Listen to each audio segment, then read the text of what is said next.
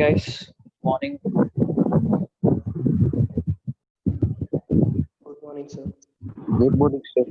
Yeah, good morning to everybody. Okay, fine. So we have completed your actually I would say we have almost completed your chapter, right, for your some basic concepts, right? Now there are little small things which you have to know, right? So that will complete and we'll go on to atomic structure, next chapter, right? Okay, right. Now till now, right, you have been doing problems, or you have been talking amounts in terms of number of moles, molecular mass, all that you have been doing, isn't it? So now I'm going to introduce you to a new term, right? So that new term is what is called as my equivalent mass, right? My equivalent mass, right? So first we have to define what is equivalent mass, right? Okay, please take down the definition for equivalent mass. Take down the definition for equivalent mass.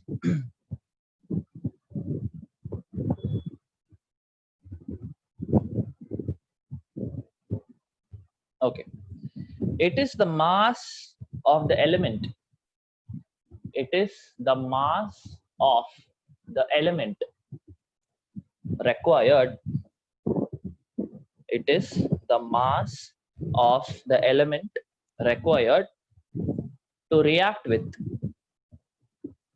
It is the mass of the element required to react with 1 gram of hydrogen, required to react with 1 gram of hydrogen, or 8 grams of oxygen, or 8 grams of oxygen, or 35.5 grams of chlorine, or 35.5 grams of chlorine, right? So again I repeat the definition. It is the mass of the element required to react with 1 gram hydrogen, or 8 grams oxygen, or 35.5 grams of chlorine. Very simple definition, isn't it? Okay, so the concept of equivalent mass, or like now it's very equal, it is very similar to my molecular mass. Okay, and I'm going to have something called as number of equivalents, and that is going to be similar to number of moles. And lastly, I'm going to have something called as normality, right? And that is going to be very similar to my molarity. Okay, so anyway, so we'll first concentrate on this equivalent mass and the definition, right?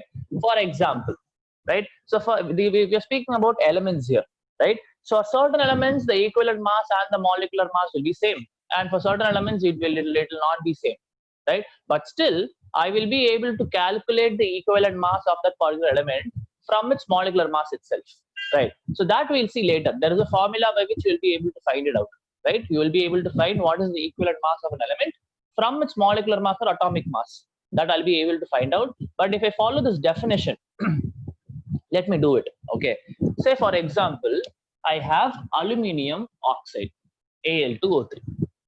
Okay, I have aluminium oxide, Al2O3, right? So I have to find what is the equivalent mass of aluminium. Okay, what is the equivalent mass of aluminium from this if I calculate, right? So what does the definition says? It is the, if I, with respect to oxygen, what it says that it is the mass of the element required to react with 8 grams of oxygen. It is the mass of element required to react with 8 grams of oxygen, isn't it? Now let me calculate how much amount of aluminium is there, how much is the mass of oxygen present in this compound. So can I say in this compound I have 27 is the atomic mass for aluminium, right? 27 is atomic mass for aluminium. So can I say 54 grams of aluminium from this Al2, 27 into 2 will become 54 grams of aluminium is reacting with 3 into 18, sorry, 3 into 16, right? 3 into 16, can I say 48 grams of oxygen, right? 54 grams of aluminium is reacting with 48 grams of oxygen. From the formula only I'm telling, nothing else. 2 into 27, 3 into 16. No problem, right? Now, what is the definition? It is the mass of aluminium which is required to react with 8 grams of oxygen. So now I can do this. I can do the cross multiplication, right? So if I have 8 grams of oxygen, and that is my equivalent mass of aluminium, isn't it? For 54 grams of aluminium, I require 48 grams of oxygen, right? And if I have 8 grams of oxygen, that particular mass is required is what is my equivalent mass of aluminium, right? So I'll be able to easily find it out. If I cross multiply, equivalent mass of aluminium will be equal to 54 into 8 divided by 48, right? Okay. So can I say this will be going 6 times? 9, exactly. So 9 grams is the equivalent mass of aluminium. 9 grams is the equivalent mass of aluminium. Okay, so we'll take one more example. So everybody understood, guys? How are we calculating the equivalent mass? Just going by the definition. Just going by the definition. Okay. Now we'll go for one more example after this. Right?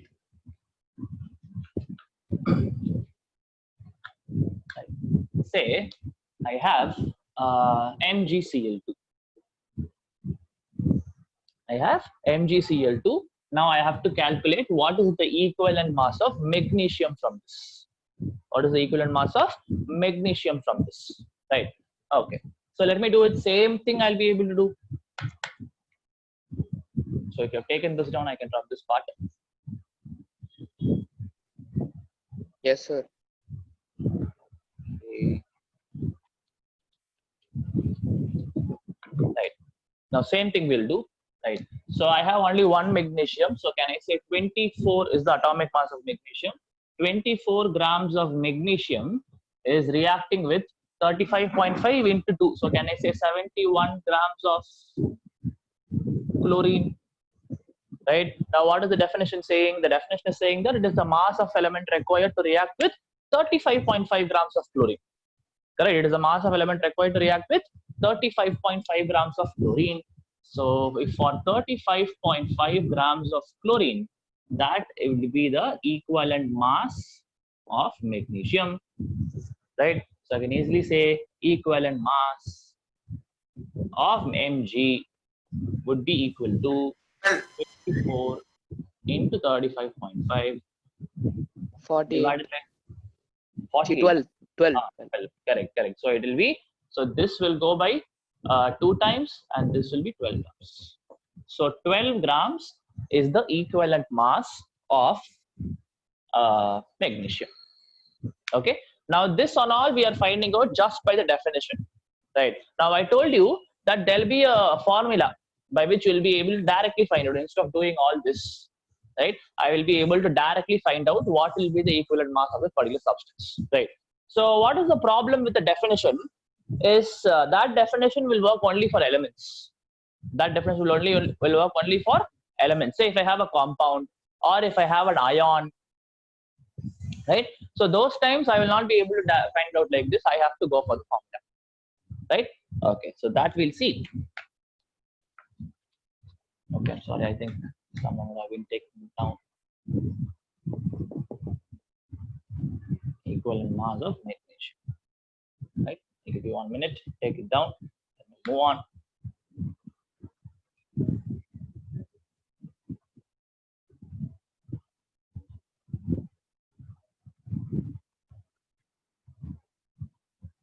The formula you'll give will react with polaric.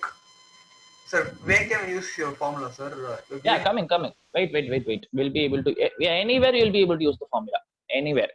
I'll be able to get the formula now. Wait. Okay.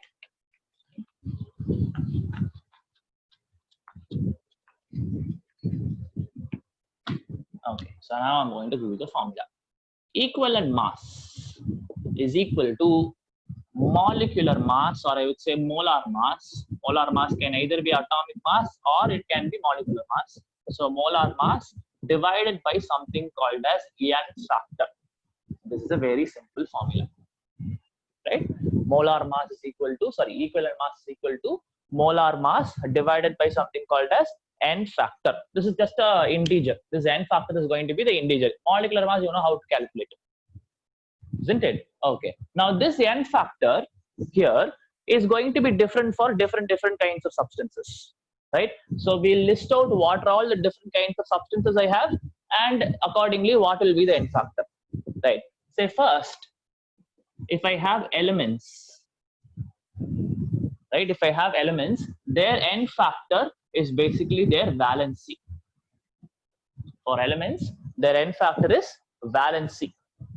Okay, fine. Second, if I have any ion, present, right? For that, it is their modulus of charge. What do you mean by modulus? Basically, I don't have to go for the positive or negative. What is the number, the charge? That alone is the N factor. Third, if I have acids or bases, for that it is the number of H plus or the number of OH minus ions it can give. Number of H plus or number of OH minus ions it can give, right? And lastly, this we'll see in the next chapter, but not next chapter, next chapter, redox reactions we'll see. So in that, if I have any oxidizing or reducing agents, so in that case, it is going to be the number of electrons lost or gained. Obviously, I know what are oxidizing and reducing agents, isn't it? Oxidizing agent is an agent which is going to help in oxidation by undergoing reduction, right? And reducing agent is a substance which is going to reduce something else by oxidizing itself. Anyways, we'll see, like we'll not look into it now. The fourth one, we'll not look into it now. We'll go to the redox reactions chapter and then we'll look into it. Okay, so we'll concentrate on first three. Right, first, take this down, I'll give you examples, right? For elements, it is their valency. For ions, it is their modulus of the charge. And for acids or bases, it is their number of H plus or number of OH minus. For acids, it's number of H plus. For bases, it's their number of OH minus ions, which can give. Cool. Right, first take this down. So I'm talking of these valency, charge, number of H plus, number of electrons lost, are all these N factors.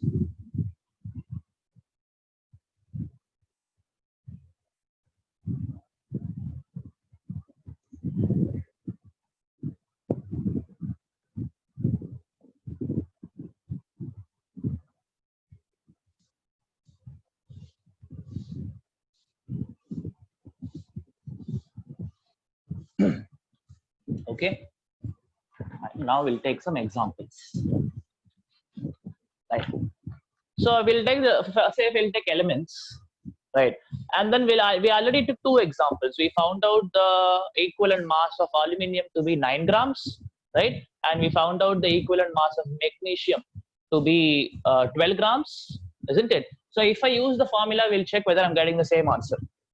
Okay, so now if I have magnesium, now I know magnesium's valency is 2, correct? 2, 8, 2. So 2 is the valency, correct? Right? Or I would say what ion Mg will form? Mg2 plus, correct? So again, if I talk in terms of charge also, it is plus 2 or 2 basically, right? So if I calculate what is the equivalent mass of magnesium, so can I say the atomic mass of magnesium is basically 24? That is the atomic mass of magnesium. And what is the N factor now? N factor is the valency. Valency is 2 here. So it will be what? 12 grams. Very simply we found out, right? Same way for aluminium.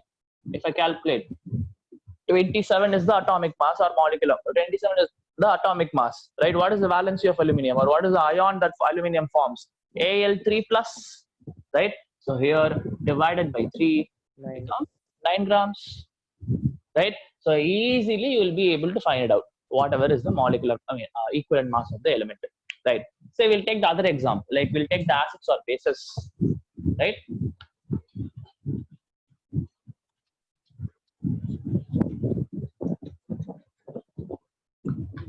Right. Say for example, I have H2SO4. I have H2SO4 with me. Okay, so I have to calculate what is the equivalent mass of H2SO4. How will I calculate? Same thing. First, I have to calculate the molecular mass of H2SO4, and if you calculate, it will be 98 grams. 98 is the molar mass or molecular mass of H2SO4, right? And what did I tell you for acids? What is the N factor? The number of H plus it can give. How many H plus H2SO4 can give?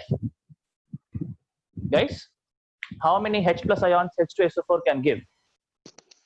2. 2, right? So divided by 2, that is the N factor now. So I'll get 49 grams as the equivalent mass of H2SO4. Okay, say, and I have NaOH, for example, right? Now NaOH molecular mass is 40, right? And the number of OH minus ions it can give is only 1. So divided by 1. So in this case, the molecular mass and equivalent mass are same. Whenever you have the N factor to be 1, right? At that time, the molecular mass and atomic mass, molecular mass and the equivalent mass will be same. Guys, any doubts till now? No, sir. Sir, about the others? last one, sodium Na. hydroxide. Sodium hydroxide. Okay. So sodium hydroxide, if it dissociates, can I say it will give Na plus and OH minus? Correct. Yes, So sir. how many OH minus it is giving? Only one OH minus. I told you for bases, what is the N factor? Number of OH minus ions it can give. How many number of OH minus? Only one OH minus. So 40 is the molecular mass of sodium hydroxide divided by 1 because it has giving only one OH minus. So molecular mass and the equivalent mass are same in this case. Understood, yeah? Yes, sir. What about others? Everybody is fine? Understood? Yes, sir. Okay, cool. Right. Fine. So this is about the equivalent mass. Right now, I told you I have equivalent mass similar to molecular mass, and I have two more things which are similar to number of moles and molarity. That one we'll see. Okay. Okay. What if I give you a compound? Then what will you do? These are all, say, for example, I have. Say, what can I give? Okay, I have sodium sulfide, Na2S.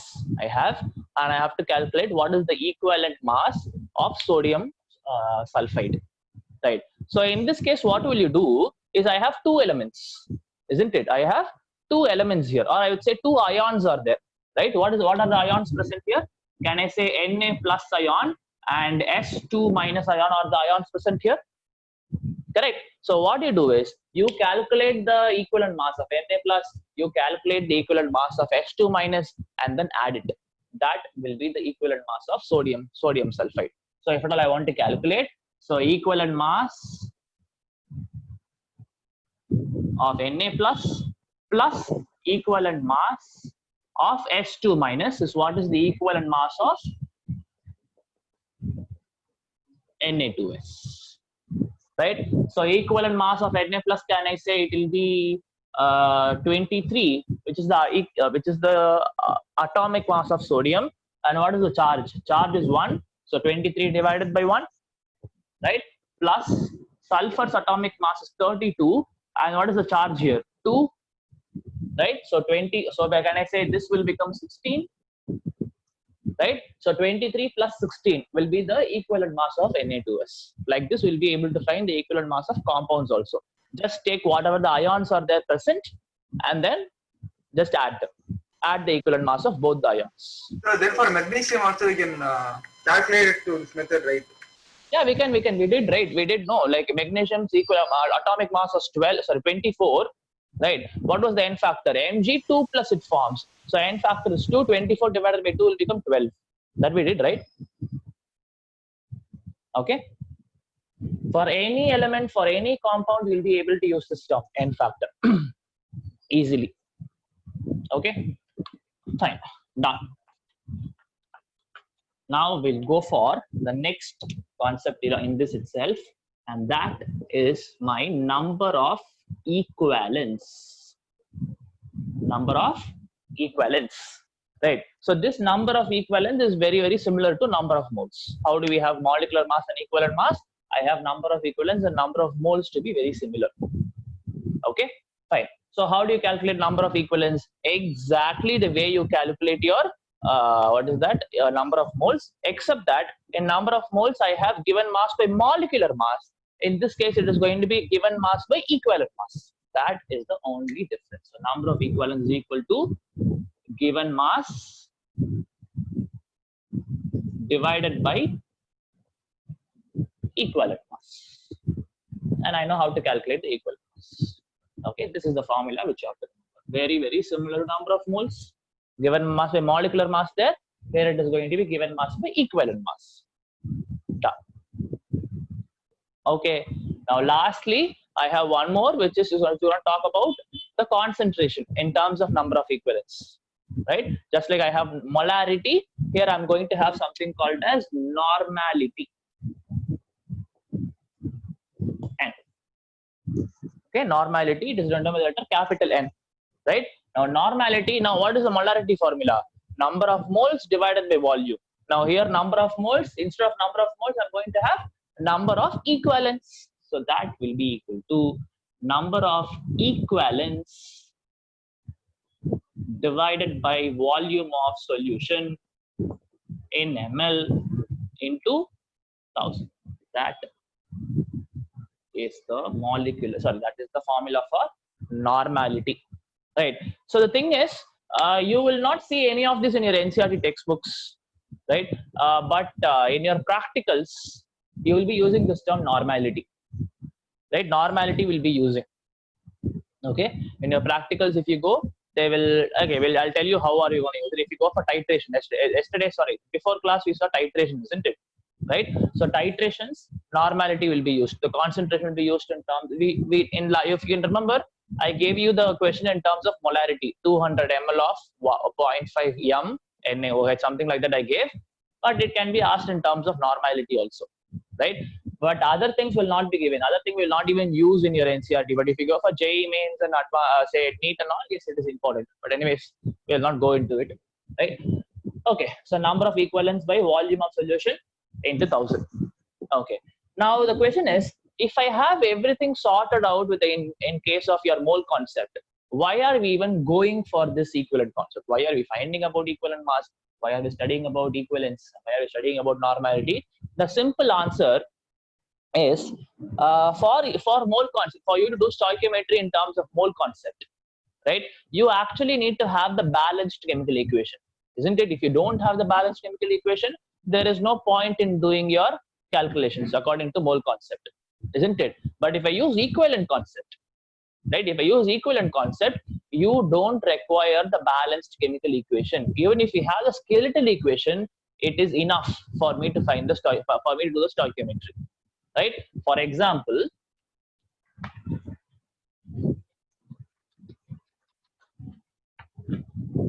right? So for example, I have H2SO4 plus NaOH giving Na2SO4 plus H2O. No problem, right? This reaction I have, and actually I have to balance it, isn't it? I have to put 2 NaOH, 2 H2O, all that I have to put. But if you're doing the problem in terms of equivalence, you don't have to put any, like, you don't have to balance the equation, right? So now if I speak in number of moles, definitely I have to put the 2 here, and accordingly I'll say for 2 moles of NaOH, I require 1 mole of H2SO4. But if I speak in terms of number of equivalents, right? Now just understand this. If I have X equivalents of H2SO4, I will have X equivalents of NaOH, X equivalents of Na2SO4, and X equivalents of H2SO4. So if I know the one of the number of equivalents, all the other number of equivalents will be exactly same, right? That is the beauty of your equivalent concept. You don't need to have the balanced chemical equation. Okay, fine. Now if normality and volume are given to you, can I find the number of equivalents? Now, how in the case of molarity? In molarity, if they give you molarity and volume, you will be able to calculate the number of moles by volume into molarity, right? Same way, if normality and volume are given, I'll be able to find what is the number of equivalents, right? So I can easily say, if at all H2SO4 is the one which is going to get titrated against a known solution of NaOH, right? Now, very simple. I can find the number of equivalents by V1, N1, N is the normality, volume, right? Now, if this is the number of equivalents, I can easily say that, say, this will be all, okay. Always remember this formula, V1N1 equal to V2N2. Always in a chemical reaction, V1N1 is equal to V2N2. Basically, V1N1 is the number of equivalents. V2N2 is the number of equivalents. Say, in the question, if they give like this,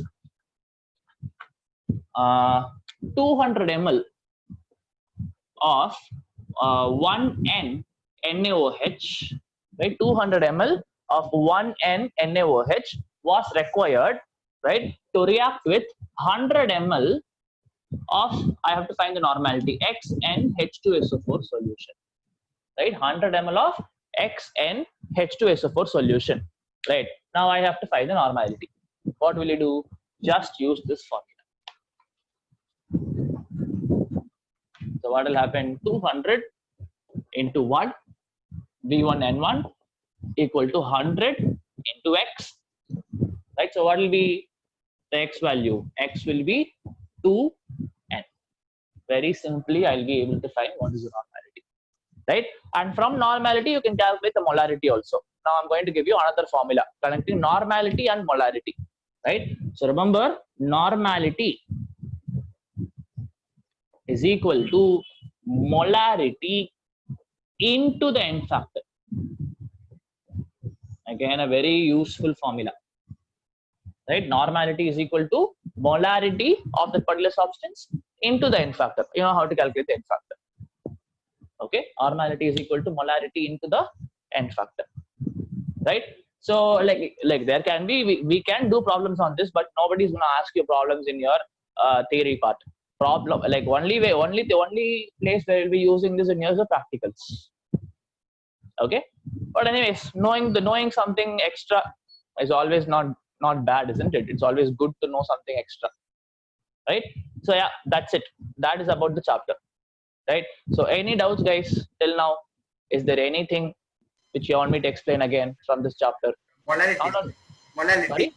Molarity can you explain, sir? Molarity. Okay, fine. Let's.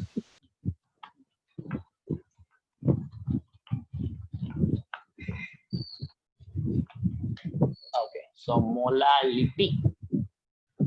Remember by the letter small m. Right. Okay. So first we have to look at the definition for molarity. Right. So molarity. Sorry. The video is paused, sir. Video is paused. Now. Yes, sir. Okay.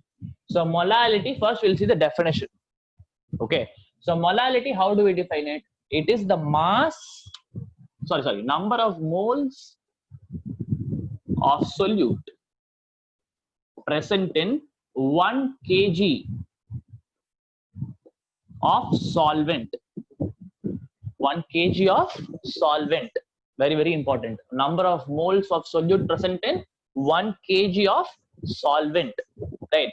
Say, for example, if I tell 0.5 m NaCl solution, m is molality, small m represents molality, right? That means I have 0.5 moles of NaCl present in, not the solution now, it's going to be solvent, in 1000 grams of water.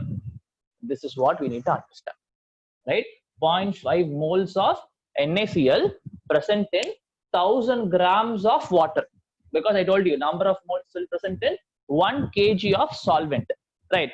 Now this is solvent. Say I have to find what is the total mass of the solution, right? From this data, if I ask you what is the total mass of the solution, I already know what is the mass of the solvent directly from the definition, right? Now I can calculate what is the mass of solute, and mass of solution would be mass of solute plus mass of solvent.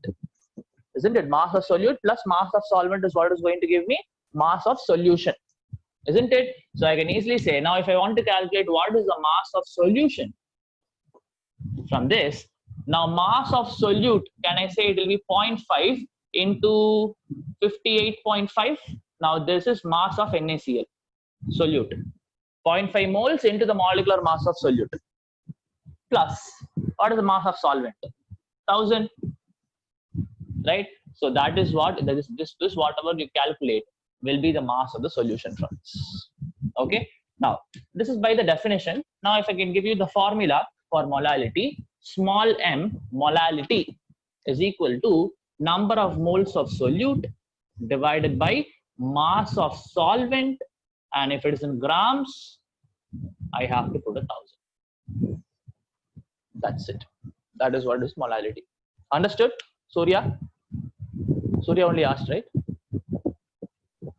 It was Mithun, sir. Mithun. Okay, Mithun. Understood, Mithun? Yes, sir. Okay. Anybody else? Any other doubts in this chapter?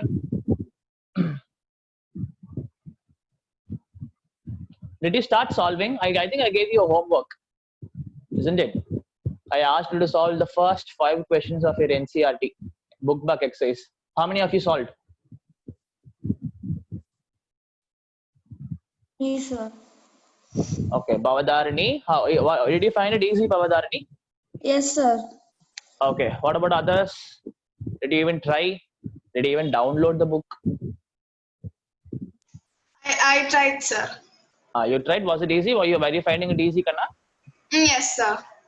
Okay. What about others? Abhishek, Divya, Muthu Krishna.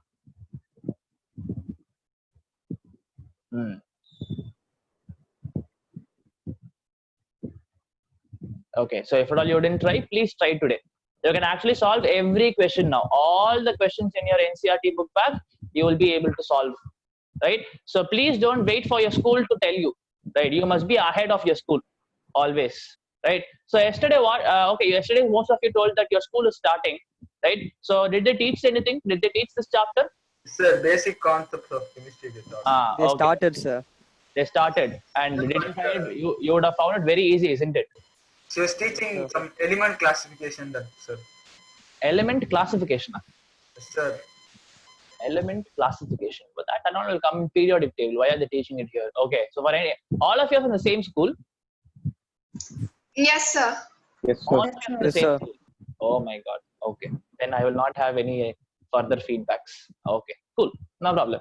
Right. So we have successfully completed 1 chapter. Right. So guys, now have completed 1 chapter. Is there any any teaching methodology which I have to change? I'm going a little fast, or I'm speaking so much advanced, all that. Do you have any such issues where you want me to correct? See, this is not your school, and I am no one to judge you. You are paying money, and if at all you have any issue, any small issue, it is you. It's okay for you to come up and tell it to me, and I'll try to correct it. Right? Is there any such issue you want me to change? No, sir. No, sir. Okay. Again, I'm telling you, this is not your school, and I am not going to scold you. And like, it's all about, we need to have 2-way communication, right? You are paying so much money, right? And it's your right to ask me whenever, wherever you don't understand certain things. Okay? Nobody is going to judge you, right? Nobody. If you feel that the doubt is stupid, only you don't like it's you who is judging yourself, right? If you're gonna ask that doubt, nobody will not even have the time to think whether the doubt is good or not. Okay, so even if you have the stupidest of doubt, if you feel the doubt is stupid, you don't know whether the doubt is stupid or not, right? So whatever the doubt you have, you can always stop me right there and ask. Okay, guys, right? Because we are going to continue for 1 more year with me, and maybe next year also 12th I'll take, right? Okay, fine. Now we'll go on to the next chapter.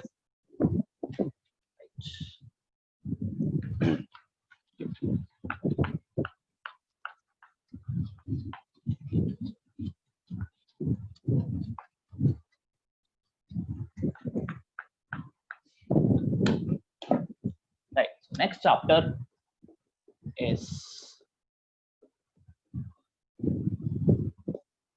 atomic structure. Right.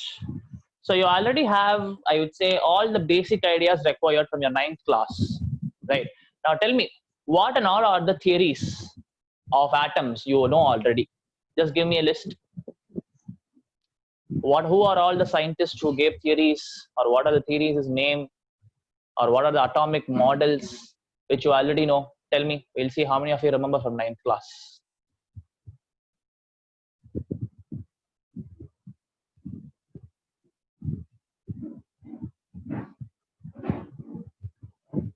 Nobody remembers.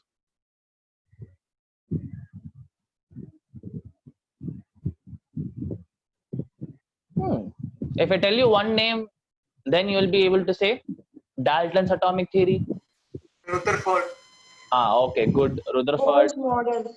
Bohr's model, very good. Then some food item model. J.J. Thomson. Watermelon. Watermelon model given by J.J. Thomson, right? So yeah, these are the same things you're gonna study here, but you didn't study in depth all of these things, right? Now we are going to study exactly all these things in depth.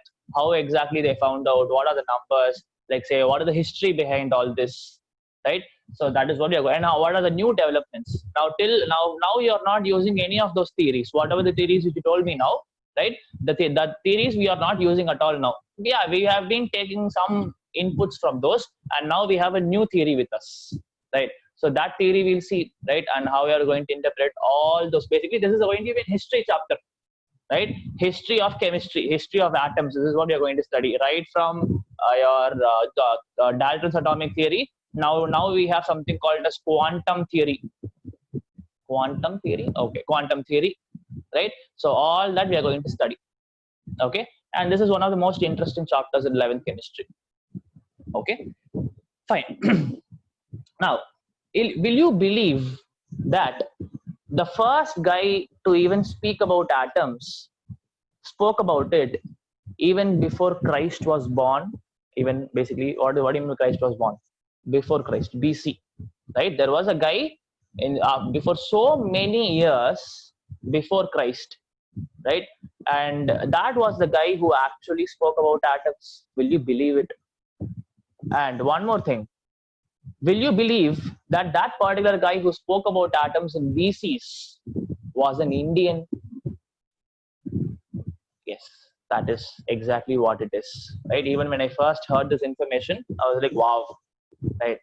But the problem with Indians is generally we have all the knowledge, we have all the talents, right? But we actually don't know how to sell ourselves, how to sell the ideas, how to market it, right? So that is the only problem Indians have, and the same problem only. Like it is not his fault, I would say. Say now the first scientifically accepted atomic theory was given by Dalton's atomic theory, right? Now, why he was accepted and not others? We don't have to go for BC, right? So even if we go for little before Dalton, there was something called as Democritus, Aristotle. All these people actually spoke about atoms, right? But we don't study about them, right? Why we don't study about them is the same reason why we don't study about the BC guy. It is because they were not able to prove their theory. Like Dalton had all the scientific, the experiments. He was able to prove his theorems or prove his theories experimentally. He was able to give a proof that yeah, this works. Whatever I'm telling is actually true. All that he was able to prove because at that time the technology little developed, and in Dalton's time, I mean, compared to obviously BC, like we were even like trying to make fire only at that time. America's like now the so-called big big technological countries, where basically they were trying to make fire out of it, and we were so much sophisticated. We had our own dresses. We started cooking at that time itself.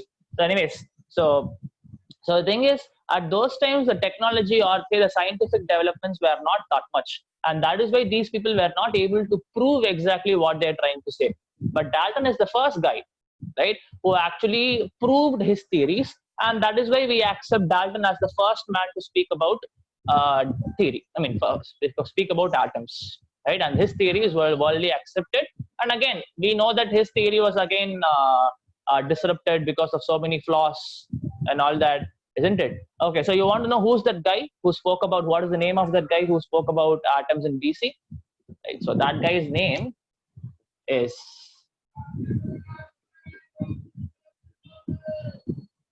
Maharishi Kanad. That was his name. Okay, so again you can see that he's not a scientist or something. Maharishi, they say, he was actually a Sanskrit philosopher. You know what is philosophy, right? Like speaking about life, emotions, and all that, right? So he was that kind of guy, Maharishi Kanath, right? So he gave this term. He told that the entire world, right, the entire world is made up of one type of, we can say, particle, because that's what we understand now. The entire world is made up of very small particles called as Paramanu. Right? So now we already know Tamil, isn't it? We know in Anu, in Tamil, Anu in Tamil means what? Atoms? Atom bomb. How do we say in Tamil? Anugundu. Right? So this Anu is what is my atoms, right? And Paramanu means the entire world or entire universe is made up of these atoms. That is what we was trying to say. Okay, but again, there was no scientific experiments to prove it, so we don't even know this guy, right? Okay, so after that, there were so many scientists. I told you, Democritus, Aristotle, so many scientists spoke about it, but none of them were able to prove their theories. So it was first Dalton. It was first Dalton who gave his atomic theory. He gave his atomic theory, and he was able to prove it also. And we know what are all the things he said. Right? Now tell me, what are all the things Dalton said? So we are going for Dalton's atomic theory. Right? Just give me the postulates. What are all the points he said? List it out. Guys, what is the first point?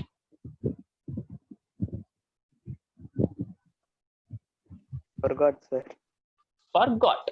All matters are composed of elements. All matters are composed of elements. So what? All matters are composed of elements. So carbon dioxide is made up of what then? Atoms. Okay. So that is not the point. He said that all matter is made up of indivisible particles called atoms. Right? So he said all matter is made up of something called as atoms. Or in other words, he called atoms are the building blocks of elements. Isn't it? Atoms are the building blocks of elements, right? And other things he told is atoms are indivisible. Right? If I keep on breaking any chalk or whatever it is, right? The smallest particle which you're gonna get, after which you will not be able to further break it, right? That particular thing is what is my atom, right? So atoms are indivisible. That's what he said, right? Third point, right? First point is all matter. Yes. Of elements were identical. Correct. So that's what I was about to tell, right? So if I have one element, right? If I have one element, that will have only that type of atoms in it. So basically, one element will have constant type of atoms. Say for example, if I have sodium element, it will have only sodium atom in it. Chlorine element will have only chlorine atom in it, right? So what I have to understand is for each element, right? For each element, their atoms are unique to their own thing. Right? For each element, their atoms are unique. For sodium element, it's sodium atom. For carbon element, it's only carbon atoms. Okay? So that's the second thing he said. The third thing he said. Next. He said, atoms of each element. Atoms of each element has their own. Sorry? Size and mass. Correct. That's what. Atoms of each element will have their own constant mass. Own size and mass. Yeah, we can call it. right? Atoms of each of the element will have their own size and mass, and that's what we studied in the last chapter, isn't it? Sodium will have atomic mass of 23, but again, that is not mass of one atom, isn't it? That is mass of how many atoms? Avogadro number of atoms, isn't it? So anyways, so each of these element, each of the atoms of each element will have its own size and its own mass. Right? Okay. What and any other thing he said? Identical. Sorry? Identical. Identical? What identical? Atoms are identical. That's what I told. No, each element will have its own unique type of atoms. Right? So that means if I have sodium, I will have only sodium element. Sodium element, I'll have only sodium atom in it. That amount is two. They cannot be seen in naked eye. Understood. It is indivisible. Yeah, understood. So obviously, not even naked eye. You will not be even able to see it with the help of a microscope. You will not be able to see it, atoms. Now also. Yeah, now I think the technology is so much developed that you will be able to see with the help of a very strong microscope. But at that time, even with the help of a microscope, they were not able to see. A chemical reaction is a rearrangement of atoms. Yes. That's the beautiful statement. So he said, in a chemical reaction, atoms undergo some kind of rearrangement. Right? In case of a chemical reaction, atoms undergo some kind of rearrangement. Right? Now this will be proving it in some other chapter. There's a chapter called as chemical bonding. Okay. So at that time, how this rearrangement is happening. Okay. But when he gave this statement, he didn't know all this. But from his theory, we'll be able to take out some points and actually use it in a real life, like now in current scenario also. Okay. So yeah, these are all the points he said. Dalton. Okay. Atoms, all matter is made up of atoms. Atoms are indivisible, and each element has a unique set of atoms, and each atom has their own unique size and mass. And in case of a chemical reactions, atoms undergo rearrangement, some kind of rearrangement. That's it. Right? So these are all the points told by Dalton. Right? Now, what are all the problems with Dalton, if you see? Right? So first problem is, he said atoms are indivisible. He said atoms are indivisible, but it's actually not. Isn't it? Atoms can again be further divided into subatomic particles: electrons, protons, neutrons, neutrino, antineutrino. So many things are there inside the atoms. Okay. Now, but it was what to say? This particular point became a flaw when new scientific developments were getting into the picture.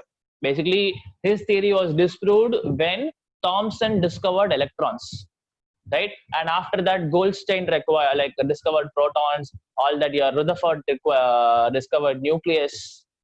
Right. So as time passed by, this particular theory, this particular point in his theory went void, because atoms are divisible. That's what scientists proved. Okay. And when I go to this, atoms of each element will have their own size and mass. There is constant size and mass. Right. But if I have isotopes. What are isotopes? Guys, what are isotopes? Having the same chemical formula but different structural formula. Oh, that are confusing everything. Those are isomers. Right? What are isotopes? Isotopes. Same number of protons but different neutrons. Correct. So isotopes are the things which have same atomic number but different mass number. That's the best way to put it. Right? Isotopes are species which have same atomic number but different mass number. Right? So obviously the number of protons will be same, but the number of neutrons will be different. Isn't it? Say for example, I have 3 isotopes of hydrogen. What are they? Anybody has any idea? I have 3 isotopes of hydrogen. Sir, isotopes have same atomic number but different mass number. Right? Isotopes have same atomic number but different mass number. Right? So I have 3, for example, I have 3 isotopes of hydrogen. say one with hydrogen atomic mass of 1 and mass number of 1, sorry, atomic number of 1 and mass number 1, and I have something called as deuterium, right? Deuterium will have atomic number 1, mass number 2, right? And I have something called as tritium, which is having atomic number 1, mass number 3, right? So this is my hydrogen, deuterium, right? And this is my tritium.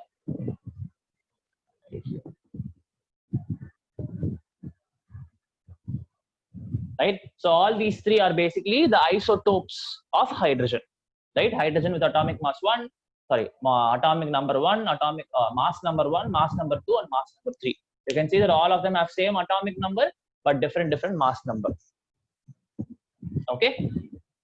So yeah, these are what are called as isotopes, right? Now, if I go by the definition of atom, each element have a constant mass. That is not true. That is not true here when I go for isotopes, right? Even though they have almost same atoms, right? But the masses are different. Mass numbers are different. So again, the problem. So here, when I go for this, atoms are divisible, right? And lastly, we said this. Obviously, it is not true if I go for isotopes, right? So these two are the main problems in your Dalton's atomic theory. All the other things said was okay, almost correct, right? Okay. So then, so many scientists came, right? First, it was your Thomson, J.J. Thomson, right? He was even awarded the Nobel Prize for physics and chemistry, right? In 1800s, because he discovered electrons, right? And then it was Goldstein, right, who discovered protons. Sorry? Quick. What is it? Quick. Quake. Sir. Means? He's also same. He also belongs in the same category, sir. Oh, okay, fine. And then there was who was something called as Chadwick, right? Chadwick was the one who found out neutrons, right? And obviously Rutherford who found out nucleus, right? So all these things we'll see in next class, how they did it, right? And what are things which you have to know, how exactly they did it, and what was so special about Thomson that he was awarded the Nobel Prize, right? And one more thing also I'll tell you, right? So J.J. Thomson was a teacher. He was a physics teacher, right? And after him came your Rutherford, isn't it? So basically Rutherford disproved J.J. Thomson's theory, isn't it? Thomson gave one atomic model, right? And Rutherford also gave some other model, but that was accepted at that time when Rutherford gave the model. But you know what is the beauty of it, right? The beauty of it is basically Rutherford was a student of your Thomson, right? So it's like the own student disproved his own teacher's theory. It's like that. So anyways, so all those interesting facts, all the history, how they found out, all these things we'll see next class. Okay, so today it was just an introduction. Okay, fine. Thank you guys. We'll see you again day after tomorrow. Thank you, sir. Thank you. Thank you, sir. Thank you, sir.